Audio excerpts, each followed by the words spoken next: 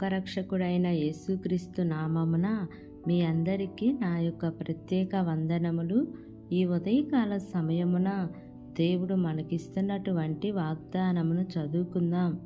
యెషయా గ్రంథము 40వ అధ్యాయము 29వ వచనము. శక్తిహీనులకు బలాభివృద్ధి కలగజేయువాడు ఆయనే. ఆమేన్. దేవునికే మహిమ కలుగును గాక. ఈ ఉదయకాల సమయమున దేవాతి దేవుడు ఈ యొక్క వాగ్దానము ద్వారా మనందరితో మాట్లాడుతూ ఉన్నారు. ఈ యొక్క వాక్యమును మనం జ్ఞాపకం చేసుకుంటే, శక్తిహీనులకు బలాభివృద్ధి కలగజేయువాడు ఆయనే. శక్తిహీనులు అంటే మనము శారీరపరంగా ఏదైనా బలహీనంగా ఉన్నప్పుడు, ఏం అలా శక్తిహీనంగా ఉన్నావేంటి, ఏం అలా శక్తి లేనట్లుగా ఉన్నావేంటి అని అంటారు.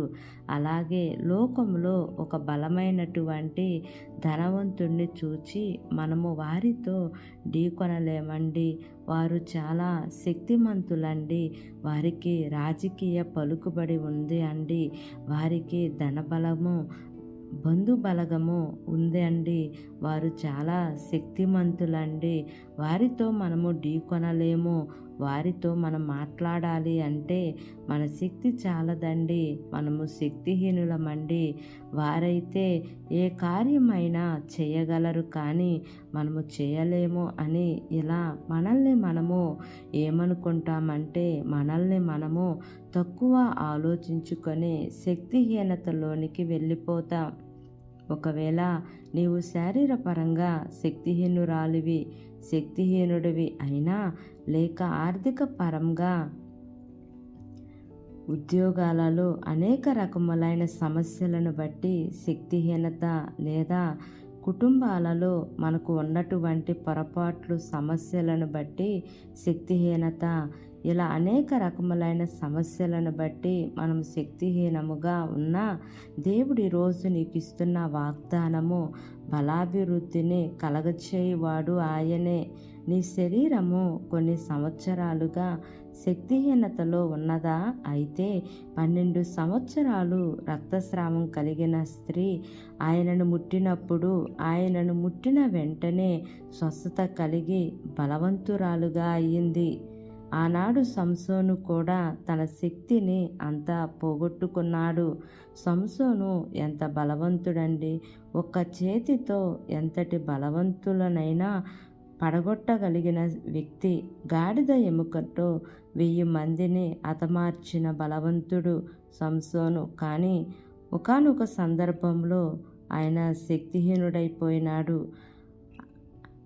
ఆయన శక్తి అంతా పోయింది. అప్పుడు దేవుడు మరలా తిరిగి ఆయనకు బలాభివృద్ధిని కలగజేసి శత్రువు మీద జయాన్ని దేవుడు సంసోనికి ఇచ్చినారు. మరి ఉదయకాల సమయమున ఈ యొక్క వాక్యము వింటున్న ప్రియా సహోదరి సహోదరుడా, నీవు ఏ విషయములలో శక్తిహీనుడుగా ఉన్నావో, శక్తిహీనురాలుగా ఉన్నావో, అయితే శక్తిహీనులమైనటువంటి మనకు ఆయన బలాభివృద్ధిని కలగజేసేది ఆయనే కనుక నీకు అన్ని విషయాలలో బలాభివృద్ధిని కలుగజేస్తాను అని దేవుడు వాగ్దానం చేస్తున్నారు. కాబట్టి ఈ వాగ్దానంను నమ్మి ఈ వాగ్దానం ప్రకారంగా జీవిద్దాం. దేవుడి వాగ్దానము మనందరి జీవితములలో నెరవేర్చబడును గాక. ఆమేన్. ప్రార్థన చేసుకుందాం. ప్రేమ కలిగిన యేసయ్యా, కృప కలిగిన దేవానికి వందనాలు తండ్రి, నీకు స్తోత్రములు ప్రభువా. ఇంతవరకు నీ కృపలో మమ్మల్ని కాచి కాపాడిన విధానాన్ని బట్టి నీకు వందనములు తండ్రి. అయా, ఈ లోకంలో మేమైతే శక్తిహీనులమో బలహీనులమో, ఎందుకు పనికిరాని వారము తండ్రి, బలహీనులమైనటువంటి మమ్ములను తండ్రి నీ బలాభివృద్ధిని కలగజేస్తాను అని, శక్తిహీనులమైనటువంటి మమ్మల్ని బలవంతులుగా చేస్తానని వాగ్దానం చేశారు కదా తండ్రి. అయా, లోకములో ఉన్న వానికంటే మాలో ఉన్నవాడు గొప్పవాడని ఈ లేఖనముల ద్వారా సెలవిచ్చుచుండగా తండ్రి, అయ్యా, మమ్మల్ని బలవంతులుగా చేసే దేవుడవు నీవే కదా తండ్రి. బలపరచండి తండ్రి. ఎవరైతే ఆరోగ్యపరంగా ఆర్థికపరమైనటువంటి శక్తిహీనతలో ఉన్నారో వారిని జ్ఞాపకం చేసుకోండి అయ్యా. మీరు వారిని మంచి ఆరోగ్యములతో నింపండి తండ్రి. విడిపోయిన కుటుంబాలను కట్టండి ప్రభువా. కోర్టు కేసుల నుంచి విడుదల దయచేయండి తండ్రి. అయా, రక్షణ లేని వారికి రక్షణను దయచేయండి ప్రభువా. చదువుకుంటున్న బిడ్డలకు మీరు తోడుగా ఉండండి అయ్యా. మా దేశమును జ్ఞాపకం చేసుకోండి అయ్యా. దేశమును పరిపాలిస్తున్న ప్రతి అధికారుల కుటుంబాలను జ్ఞాపకం చేసుకోండి అయ్యా. వారందరికీ మంచి ఆరోగ్యమును దయచేయండి అయ్యా. ఈ దినము నూతనంగా ప్రారంభిస్తున్న ప్రతి కార్యక్రమంలో మీరు ముందుండితో నడిపించమని అడుగుచున్నాను ప్రభువా.